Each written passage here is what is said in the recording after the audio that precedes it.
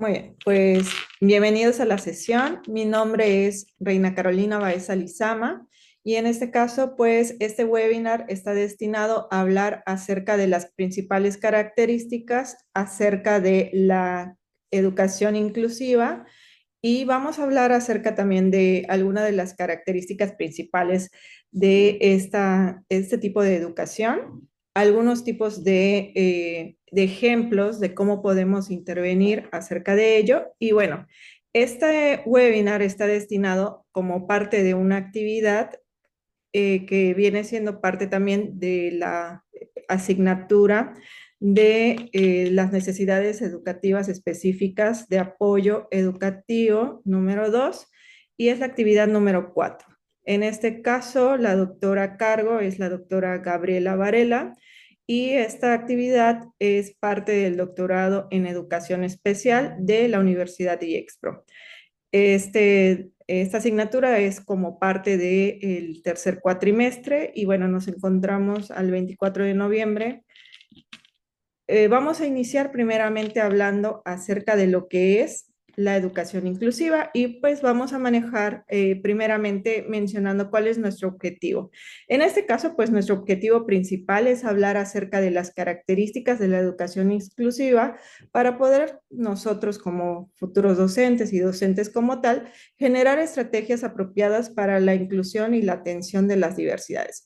En este caso, pues el webinar del día de hoy está sobre todo encaminado para hablar acerca de cómo podemos atender y sobre todo propiciar la inclusión de personas que no necesariamente tienen algún tipo de discapacidad o que su principal barrera para la atención y la inclusión no está encaminada hacia este tipo de trastornos, algún tipo de enfermedad y demás, sino más bien son algunas cuestiones que pudiesen ser socioeconómicas, actitudinales, comportamentales o algún otro tipo de factor contextual que pudiese llegar a intervenir en el desarrollo y, pues en este caso, en el aprendizaje del estudiante.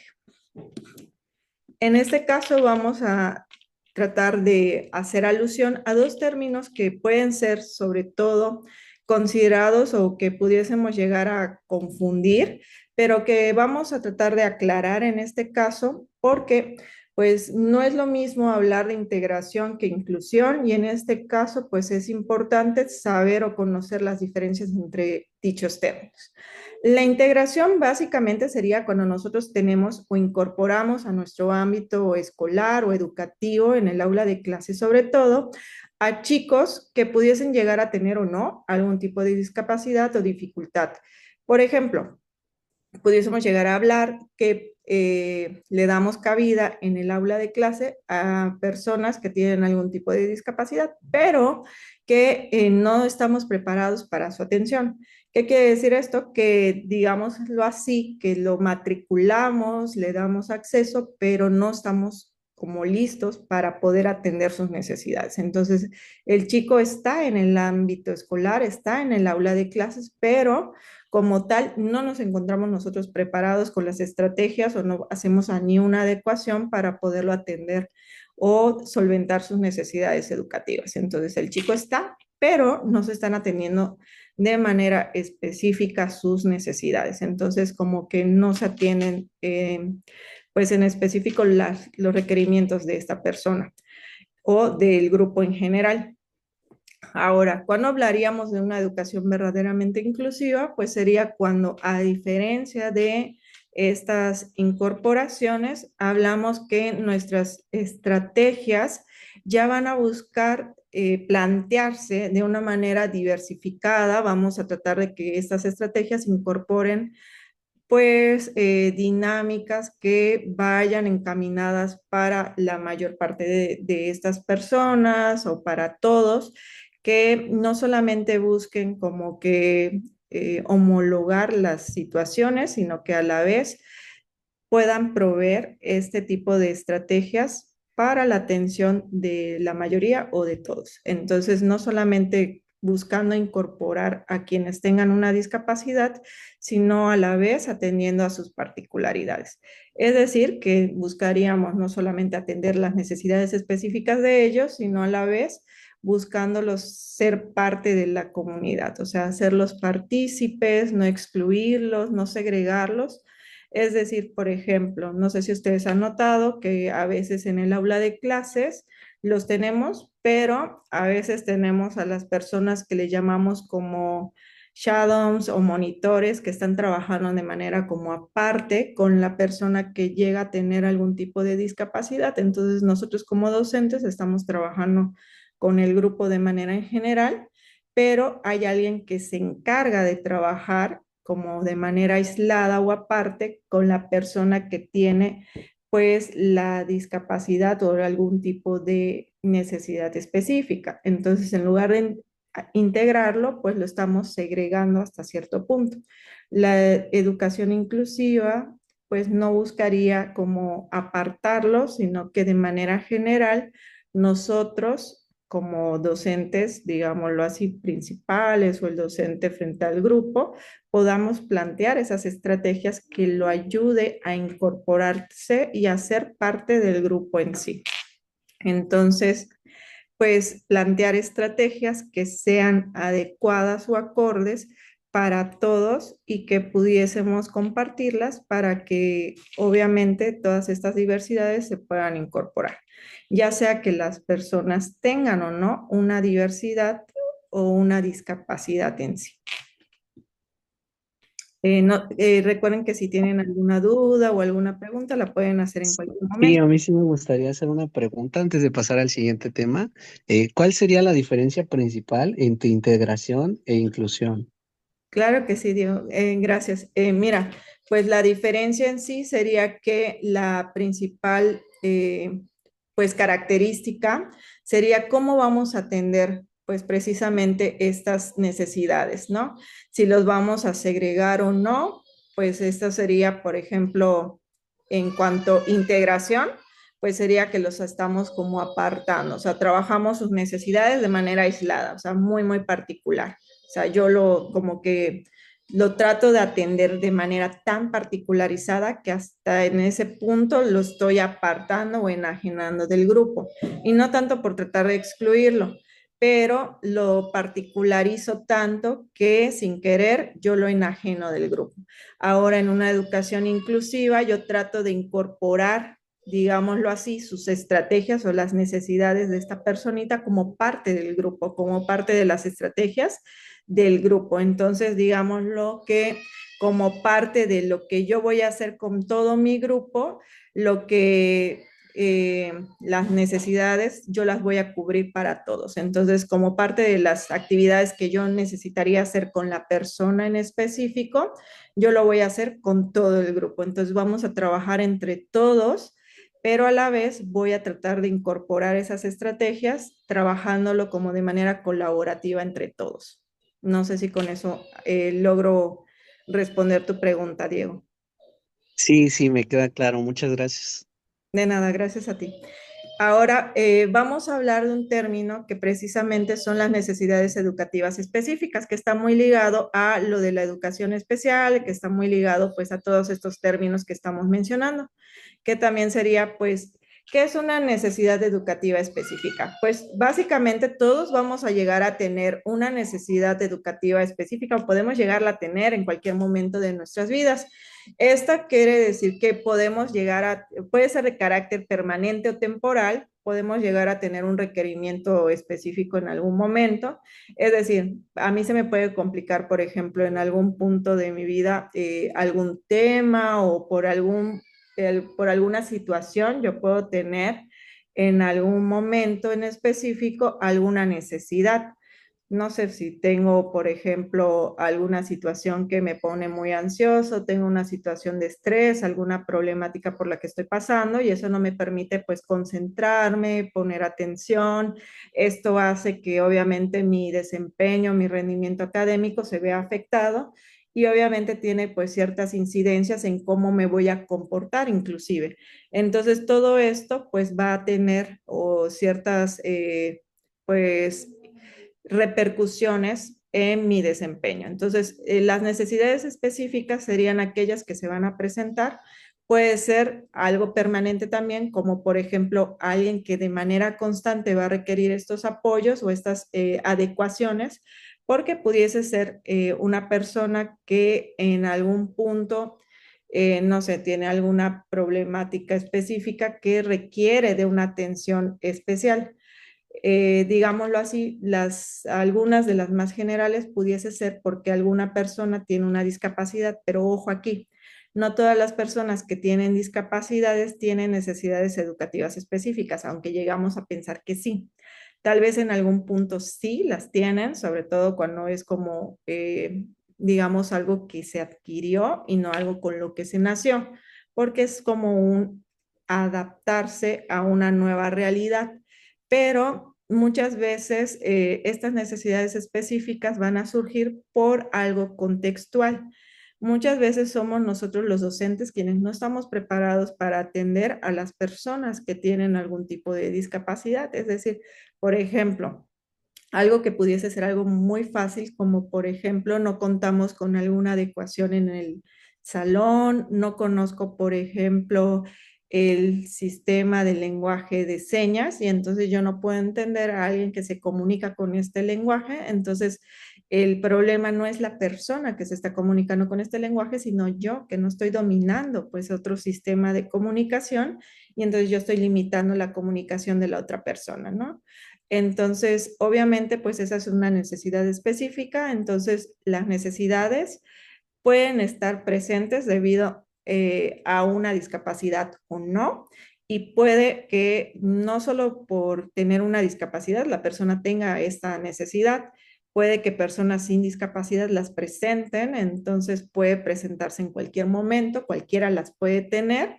Y entonces las más comunes pudiesen deberse a una deficiencia física, sensorial, cognitiva, puede ser alguna deficiencia también múltiple, o sea, aquí sería como casos más graves, donde se pueden combinar algún tipo también de discapacidades, puede también deberse a una cuestión conductual y también puede deberse por al tener o poseer altas capacidades. O sea, personas que tienen también habilidades sobresalientes o altas capacidades también pueden tener necesidades educativas específicas, o sea, simplemente porque no se, las clases no se están adaptando a sus capacidades, se aburren, suelen ser como muy monótonas y pues entonces necesitan como un nivel pues más alto o un desafío más alto, ¿no? Entonces también eso puede ser como una necesidad específica. También pudiese ser, por ejemplo, a los deportistas de alto rendimiento que tienen que faltar constantemente a las clases porque tienen muchos entrenamientos, tienen que estar como en distintas competencias, entonces tienen que ausentarse por estas competencias, entonces esa es una necesidad educativa específica que este tipo de chicos o este tipo de estudiantes van a tener y que otros pues tal vez no los tienen. Este tipo de, para su atención vamos a requerir de recursos especializados. En algunos casos no siempre se va a requerir recursos especializados, pero en algunos casos sí. Por ejemplo, la incorporación de algunos elementos como, no sé, pudiese ser algún tipo de abaco especial, algún tipo de lector, algunos libros en sistema braille, entre algunos otros recursos. También este tipo de recursos especiales pudiese ser que se requieran para el pleno desarrollo de su potencial, para superar o minimizar las dificultades e incluso para superar las barreras para el aprendizaje y la participación, que muchas veces la mayor parte de estas van a ser de tipo contextual. Ahora, pues existen muchísimas barreras que van a ser o algunos tipos de dificultades, como mencionábamos hace un momento, que no van a ser de tipo asociadas a una discapacidad, sino más bien están relacionadas con un tipo de dificultad en el aprendizaje, pero están relacionados con otros motivos. Algunos de ellos son con déficits socioafectivos, por ejemplo, y algunos de ellos son como, por ejemplo, la ansiedad. Y en caso de los más pequeños, por ejemplo, no sé si han visto algún caso, sobre todo de los niños que se están escolarizando por primera vez, se da los casos de ansiedad por separación, donde los niños que, por ejemplo, están yendo, por ejemplo, a la guardería o al kinder, les da la ansiedad por separación de sus padres o de sus cuidadores primarios, donde pues obviamente empiezan a llorar constantemente cada vez que lo dejan en la escuela y algunos de ellos llegan a desarrollar algún tipo de fobia escolar, donde esta ansiedad llega a ser un miedo a tal grado en el cual van a tener un rechazo que ya se va a manifestar a una intensidad más grande. Entonces ya van a tener como este tipo de rechazo y ya no van a querer ir a la escuela, van a llorar constantemente, van a tener un miedo muy intenso, van a sentir pues no solamente estas manifestaciones de ansiedad, pueden sentir también llegarse a, no sé, como a frotar mucho las manos, a llegar a tener como manifestaciones dermocutáneas, por ejemplo, llegarse a masticar las uñas, no sé, como morderse los deditos, no sé, como frotarse muchísimo las manos, entonces se llegan a enrojecer las manos, se toca mucho o frota mucho el cuello, se arrancan el cabello. Entonces, todo eso son como signos o señales en los cuales se pudiese presentar algún tipo de, como de ansiedad o fobia por la cuestión escolar. En este caso, la fobia escolar también pudiese deber a alguna cuestión de frustración o por haber tenido como algún tipo eh, deberse al rendimiento académico, o sea, porque le fue mal en la escuela o porque tuvo como un bajo desempeño académico y entonces tiene miedo a que nosotros como padres muchas veces los regañemos por esas faltas que no se reprobó y que sea castigado por ello y entonces tiene miedo de que lo vayan a castigar o porque ha sido sancionado en la escuela o porque está sufriendo tal vez por algunas consecuencias de bullying, los compañeros no lo están integrando. Esto también puede tener como una consecuencia que se pueda desarrollar hasta cierto punto depresión. Y la depresión no solamente se puede deber como que puede estar ligado a ello, pero también puede deberse como a problemas que están relacionados o enajenados. Puede ser como simplemente una cuestión de la casa, puede ser como una cuestión que se esté teniendo como problemas familiares. Entonces puede ser como una cuestión como también de un aspecto físico, como un aspecto del desarrollo, que no se tiene como pues un grupo consolidado en la escuela y pues esto le conlleva una tristeza a tal grado en la que no lo puede como superar. Entonces esto se desarrolla y pues la depresión pues tendría que ser una tristeza que se haya mantenido por más de 6 meses, un año, para que pudiésemos hablar de una depresión, pero obviamente también tiene mucho que ver con el grado de tristeza que se está viviendo. Entonces, sería una persona que tal vez se encuentra como aislada, deja de comer, a veces es una persona que cambia abruptamente su comportamiento y pues hay que estar muy alertas, pues obviamente a todos estos signos y señales que pudiesen darse como manifestaciones sobre todo cuando ya conocemos un poco a nuestros grupos de estudiantes y notamos cambios en sus comportamientos que no solamente lo vamos a ver en los comportamientos, sino también pudiésemos verlo reflejado en sus cambios en el rendimiento académico. Recuerden que todo esto se va a ver como un reflejo en las dificultades en el aprendizaje. Y bueno, otros de ellos que están relacionados con los déficits socioafectivos, pues están, como mencionábamos, la fobia escolar, la separación y la depresión. Entonces, todos estos, pues vamos a ver que se relacionan entre sí y tienen mucho que ver con las cuestiones del déficit socioafectivo. Ahora, hablando con otros que son del comportamiento, pues vamos a ver que está la conducta agresiva y desobediencia, problemas de conductas disruptivas en el aula, la agresión como tal y el bullying o acoso escolar. Hay algunos que se pueden llegar a confundir y aquí sí hay que estar como muy alertas a las características, a los signos y señales, porque se pudiese parecer, por ejemplo, al TDA, al trastorno disocial, al trastorno negativista desafiante, al comportamiento perturbador no especificado, pero en estos casos, muchos de estos trastornos pues ya llegan a ser algo como, pues como su nombre lo dice, un trastorno tal cual. Y en el caso de estas conductas, pues tienen que ser algo, pues son más como comportamentales, o sea, más bien tiene algo que ver con un reflejo en el comportamiento, es últimamente conductual y es algo que puede ser manejado a través de ciertas estrategias que ahorita vamos a ver cuáles pudiesen ser. En este caso, pudiésemos hablar de estrategias como, por ejemplo, poner lineamientos, estar trabajando constantemente con ellos en clases, poner límites, poner sobre todo ciertas conductas que sean reflejos, hablar acerca de las consecuencias que pudiésemos llegar a tener y sobre todo también hablar acerca de lo que está bien, de lo que está mal, hablar acerca de las conductas que son pues correctamente esperadas y de las que no serían correctamente esperadas. En este caso también poner ejemplos de lo que es o no correcto, porque en muchos casos, sobre todo cuando son estudiantes muy pequeños, pues todavía no logran asociar lo que es correcto y lo que no lo es.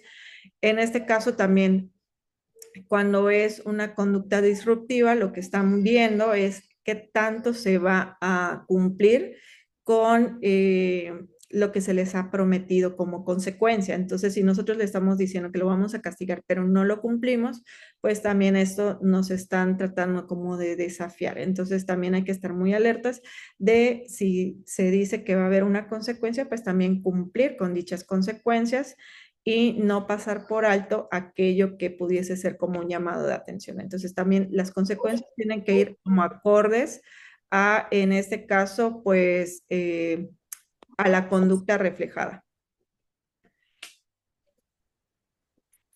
En el caso, pues obviamente también de la agresión, pues también es como mucho de trabajar con en los casos de la integración, de la incorporación en los equipos y pues en este caso también cómo vamos a empezar a trabajar de manera colaborativa. Empezar a trabajar, digámoslo, poco a poco en la integración, en la incorporación, trabajar también en esto de pues la manifestación de los sentimientos, de las emociones, identificar cuando estamos molestos y también trabajar con estas cuestiones de no llegar a estas conductas de agresión o manifestación física de las agresiones. Entonces, muchas veces parece como, eh, pues no sé, como pudiese parecer como mentira, pero poder controlar la respiración, poder manifestar cuando me estoy molestando, pues también va a llegar a ser importante para poder controlar y poder no llegar a esas agresiones, ¿no? A veces pedirle que tal vez darle chance de que se pueda salir, relajar, caminar, no sé, como que él solito pueda empezar a controlar esta frustración, pues va a ser importante para que no llegue a estas cuestiones de la agresión. Y en el caso del bullying y acoso escolar, pues también es importante tener en consideración, pues, que tanto las víctimas como los testigos, como los que son los bullings como tal, pues estar muy conscientes de que cualquiera puede ser el que comete la culpa como la víctima de tal, ¿no? Y en este caso también, pues, tratar de no, no caer en estos actos en los cuales nosotros estamos siendo los que cometemos el acto de acoso. Si somos testigos, pues también somos parte de la problemática. Entonces, es importante estar al pendiente de este tipo de conductas y tratar de manifestar o poner límites para que no se sigan dando en el aula de clases. Hasta aquí no sé si tienen alguna pregunta, algún comentario.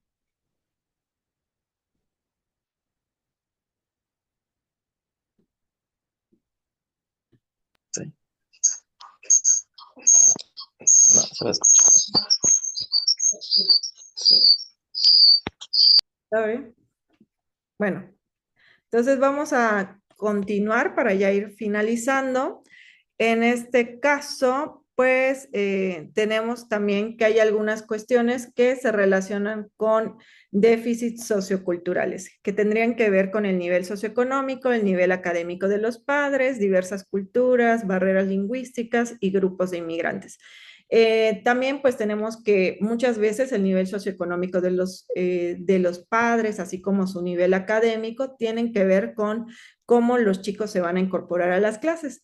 Esto no solo por los tipos de materiales, recursos, tal vez la estimulación que van a recibir los chicos, sino también por el tipo de vocabulario que van a recibir, las expectativas, también pues el tiempo, la atención que se les va a dar y también incluso por las manifestaciones que se puedan dar acerca de ellos. Es decir, por ejemplo, qué expectativas nosotros como padres podemos tener de nuestros hijos, los logros que puedan tener y también cómo pueden ser como validados en casa, ¿no? O sea, acerca de lo que pueden lograr, aspirar o no y cómo también los podemos apoyar. Entonces, mucho de ello se ve reflejado, se vio reflejado durante la pandemia, donde los padres tenían que apoyar en casa a los hijos y pues los padres que no sabían leer y escribir, pues muy poco podían apoyar a sus hijos en casa, entonces fueron los que menos tenían como estos avances debido pues a que no tenían las herramientas para poderlos apoyar y no es porque no quisieran, sino porque no tenían dichas herramientas, ¿no? Entonces esto también pues influye definitivamente y no es porque uno no quiera apoyarlo, sino porque no tiene dichas herramientas. Entonces, esto, aunque no queramos, pues es algo que impacta y pues también va a ser como una dificultad que tenemos que enfrentar en el momento de hablar de inclusión en el aula. Ahora, al hablar de culturas, pues también tenemos que hablar en algunos casos de barreras lingüísticas y también, pues en cuanto a las culturas, pues también hablaríamos de cuestiones religiosas, de usos y costumbres, de las adaptaciones que podemos llegar a tener y pues en este caso también de no solo de usos y costumbres, sino de también de cómo se van a ir adaptando. En cuanto a los grupos de migrantes, también hablaríamos de poblaciones flotantes que a veces vamos a ver que no van a ser chicos que se incorporen al 100 en el aula de clases, sino que van a estar como de manera intermitente en el aula de clases. Entonces vienen y van, son chicos que se escolarizan durante periodos, pero que dejan de asistir a clases durante otros. Entonces, las estrategias que podemos llegar a tener en el aula de clases pues obviamente van a ser diversas. Vamos a tratar de aprovechar al máximo esos tiempos que van a estar durante en el aula de clases, pero vamos a tener pues obviamente estas dificultades de que mucho tiempo no van a estar en el aula de clases. ¿Qué estrategias pudiésemos llegar a tener? Pues obviamente que tratemos de incorporar tal vez algunos mapas, tratar de tener como estas participaciones donde la mayoría trate de hablar acerca de sus culturas, de sus usos y costumbres, que nos traten de arraigar un poco acerca de sus propias, de dónde, cómo es, donde ellos viven o cómo era donde ellos vivían. Ahora, hablando de estos grupos intermitentes, pues también tendríamos de un tipo de educación específica que sería la educación hospitalaria, que muchas veces vamos a tener chicos que sufren de enfermedades y que no siempre van a poder estar presentes en el aula de clases. En este caso, por ejemplo, vamos a tener que estos niños van a tener pérdidas de contenidos, que van a tener abandonos regulares, que van a tener pues obviamente muchas inasistencias y que va a ser muy complicado poderles dar una continuidad en el aula, ¿no? Y sobre todo poderlos evaluar, porque si no tienen todos los contenidos y tampoco han estado asistiendo constantemente, pues muchas veces la complicación es qué evalúo y cómo lo hago, ¿no? Entonces también aquí pues hay que priorizar qué objetivos vamos a evaluar y cómo lo vamos a hacer. Entonces ahí es como tratar de priorizar qué es lo más importante que tengo que enseñarle, qué es lo más importante que el chico tiene que aprender a esa edad y en esa asignatura y en dado caso poder tener como aprendizajes transversales. Esto se ha visto que tiene como sobre todo una visión terapéutica para los chicos y ha traído sobre todo pues beneficios en el sentido de que ellos se sienten como pues hasta cierto punto, pues de una mejor forma, en el sentido de que desarrolla sus potencialidades, se siente como hasta cierto punto como un poco mejor, porque se ven como, digámoslo así, ya no solamente enajenados, de que no están solamente hospitalizados, sino que ya viven hasta cierto punto una vida más normal, ¿no? Y pues obviamente esto, aunque sí interrumpen su vida o su proceso de escolarización, pues les da una pauta para que ellos puedan seguir estudiando y pues las adecuaciones que se puedan hacer, pues va a ser muy importante para que no abandonen su educación. Ahora, pues las estrategias de intervención de manera en general van a depender de cada caso, va a depender de qué estemos trabajando, como ya hemos hablado en este webinar, de manera en general, pues hay algunas que pueden ser como muy generales, o sea, podemos hablar de que pues las reglas siempre tienen que estar, tenemos que tener como horarios, tenemos que tener de manera en general pues la apertura, la flexibilidad para poder plantear, conocer a nuestros estudiantes va a ser algo muy importante, pero también algo que va a favorecer la inclusión es sobre todo pues que nosotros tengamos esa capacidad de ser muy flexibles y esa empatía de quererlos incluir. Y pues también ser muy empáticos, ¿no? Trabajar con el grupo de manera colaborativa, tratar de que ellos mismos, hacerlos muy conscientes de que todos somos un solo grupo y tratar de que incluyan poco a poco a sus demás compañeros. No sé si hasta ahora tienen alguna otra pregunta, algo que quieran comentar. Y bueno, en este caso, pues ya para ir finalizando, pues tenemos diversas instituciones que apoyan en estas cuestiones de la atención. Al menos aquí en Yucatán tenemos un instituto que es específico para la inclusión y pues si bien se trata para las diversidades, se enfoca sobre todo para la atención de personas con discapacidad, pero no solamente apoya a las personas con discapacidad, pero de manera en general apoya a todos, ¿no? Entonces, pues tenemos al Instituto para la Inclusión de las Personas con Discapacidad en el estado de Yucatán, tenemos instituciones también que son de índole privada, como Pasito a Pasito, Aprender Más, también tenemos otras que son pues semipúblicas o digamos que si bien son sobre todo públicas, van a tener como un costo pues simbólico y va a depender de las características socioeconómicas de cada familia, como el CRIT, y pues el DIF, que es pues obviamente una institución gubernamental, pues tenemos allí algunas otras. Obviamente va a depender también de qué es lo que queramos favorecer, pues existen muchísimas instituciones aquí en el estado de Yucatán para la atención de las diversidades. Entonces, no sé si alguien más quiere hacer una pregunta, algún comentario.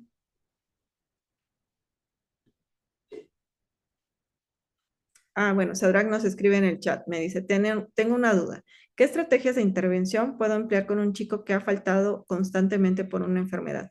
Bueno, en este caso también sería importante saber qué tipo de enfermedad, pero pudiésemos contemplar tal vez considerar pues priorizar los objetivos, en este caso de la asignatura en la que ha faltado, tratar de tener, por ejemplo, en este caso, actividades que puedan compensar las faltas que ha tenido, tratar de incorporarlo cuando él pueda asistir para compensar los temas. Y bueno, de manera en general, tratar de aprovechar los tiempos en los que él pueda estar para, pues, tratar de priorizar sus aprendizajes cuando él esté en clases, ¿no? Y cuando no lo esté, pues tratar de mandarle tal vez algún manual o algún libro para que pueda compensar los temas que no esté, ¿no? Y pues darle el apoyo cuando en los temas que más se le dificulten. No sé si con eso respondo la pregunta.